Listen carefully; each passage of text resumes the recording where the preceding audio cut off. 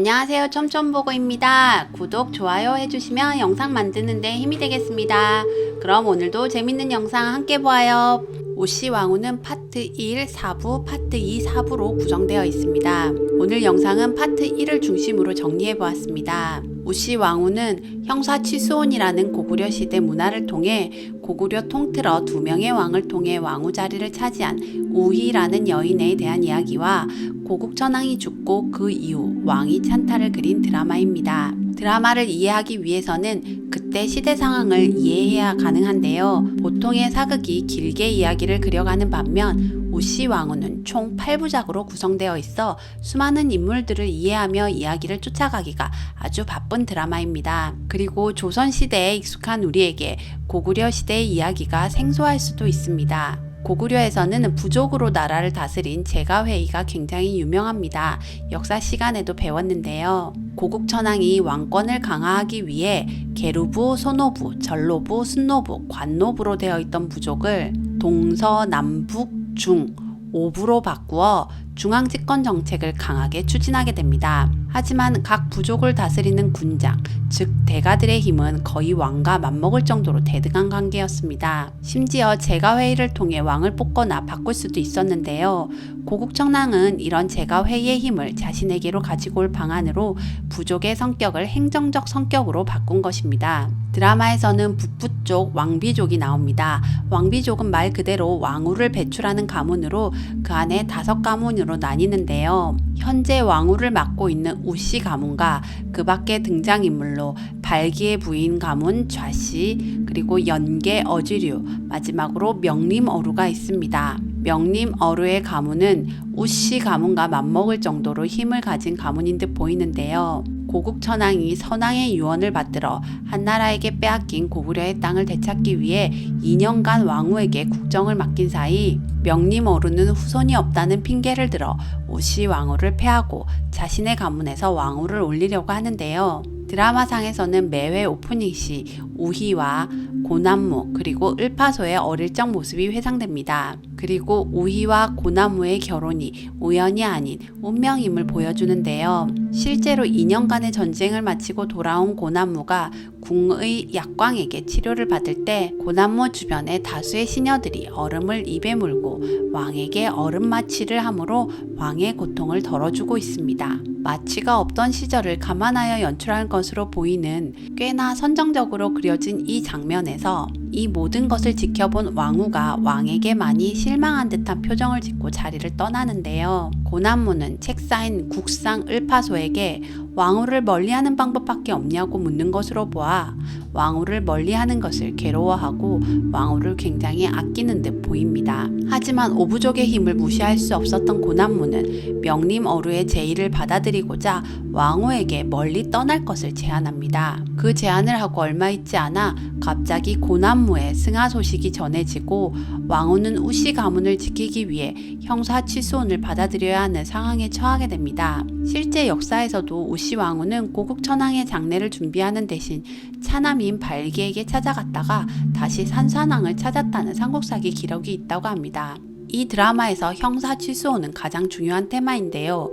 고구려 혼인풍습상 부족 구성원을 보존하기 위해 사용되었던 형사 취수온을 오히려 우씨왕후가 이용하게 되는 것입니다. 국상 을파소는 왕후에게 다음날 제가회의가 열리기 전까지 삼남 발기와 함께 돌아와야 한다고 당부하고 왕후는 유씨의 궁을 떠납니다. 유씨는 저녁 7시쯤으로 이제 남은 시간은 고작해야 24시간이 되지 않습니다. 드라마에서 우희는 어릴 때부터 무예가 아주 뛰어나고 전략 전술에 뛰어난 지략가로 나오는데요. 실제 국상 을파소와 함께 전장에 나가 있는 고국천왕의 국력과 상대 한나라의 전술 등을 이야기하는 장면하며 을파소와 함께 장기를 두는 모습도 나옵니다. 이런 우희가 왕후의 몸으로 무술에 뛰어난 왕당 대모달 무골과 무골의 부하 무치 그리고 자신의 언니 우순과 호위무사 몇 명만을 데리고 밤길을 나서 발기에게로 향합니다.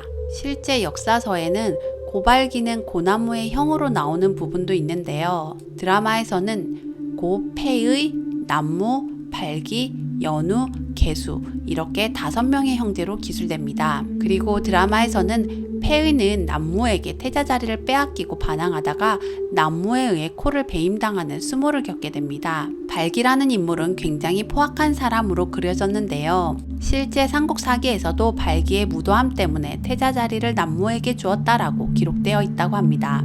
을파소의 경고에도 불구하고 왕후는 죽기보다 고통스러울 수도 있는 발기에게로 향하는데요. 발기의 광기 어린 모습을 보고 마음을 고쳐먹습니다. 실제 역사에서는 발기가 이미 자신이 왕이 될 것을 짐작하고 왕후를 밤늦게 돌아다닌다며 질책하는 듯한 모습에서 왕후가 발걸음을 산산왕인 연우에게로 돌렸다고 기술되어 있습니다. 드라마에서는 연우에게 왕후가 향하며 파트 1이 종료되었습니다. 이 드라마에서 우순을 빼놓을 수 없는데요. 우순은 우희의 언니로 나옵니다.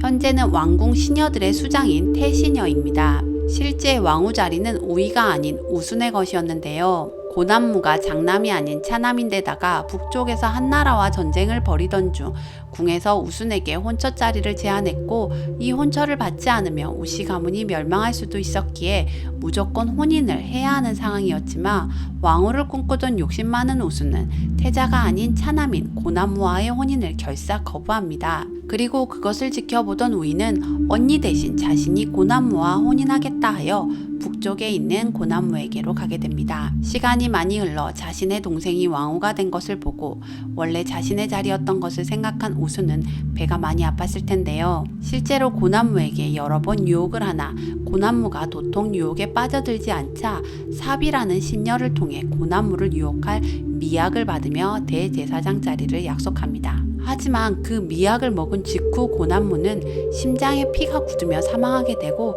이로 인해 왕후와 우씨 가문이 위험에 빠지게 됩니다. 그 이후로도 우수는 왕후의 자리를 호시탐탐 노리는데요. 실제로 왕후가 발기에게 가서 발기가 적임자가 아님을 알고 황급히 연우에게로 향하던 중 우씨는 해씨 가문의 까마귀를 보내 소식을 전합니다. 왕이 죽었고 왕후가 발기와 취수혼을 하여 황궁하려고 하니 자신을 해씨 가문의 왕후로 삼아준다며 왕후를 넘겨주겠다는 편지를 보냅니다. 당시 고구려는 고씨와 해씨가 번갈아가며 왕위를 나눠 가졌는데 최근 고씨가 왕위를 독차지하고 있어 이에 분노하여 왕위 찬탈을 호시탐탐 노리는 부족이 해씨 부족입니다. 드라마에서는 서부 쪽 대가 해대부로 등장하는데요. 해대부는 그렇게 배포가 큰 인물은 아니나 서쪽 부족의 여자 장로들이 해대부에게 숨죽여 지나는 것에 대한 비판을 하고 그 비판을 받아들여 자객을 보내어 왕후를 빼낸 다음 발기를 반란으로 몰아낼 계획을 세우게 됩니다.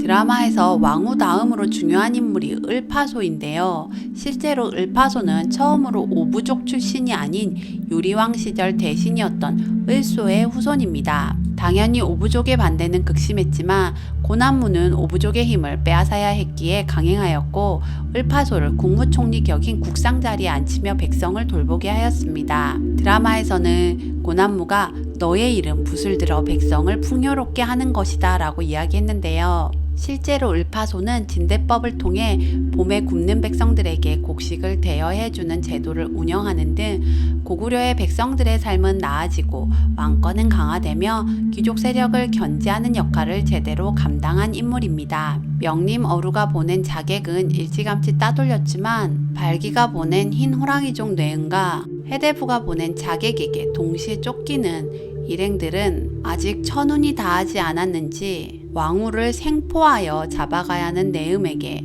왕후는 과감히 몸을 드러냄으로써 무사히 위기를 탈출하게 됩니다. 위기를 벗어난 순간 대모달 무골은 고난무를 가장 따르던 막내 동생 개수에게 갈 것을 왕후에게 권하지만 왕후는 이에 따르지 않고 압록강 주변 연우에게로 향합니다. 그리고 을파소는 돌아올 시간이 되어도 왕후가 돌아오지 않자 졸본 부여의 대가 연비에게 까마귀를 보내 이 상황을 전하게 됩니다. 연비의 부하들은 이참에 고구려에게 빼앗긴 땅을 되찾을 중요한 기회라고 말하고 연비는 그 전에 할 일이 있다며 북쪽 부족에게 가서 명림어루를 죽여버립니다.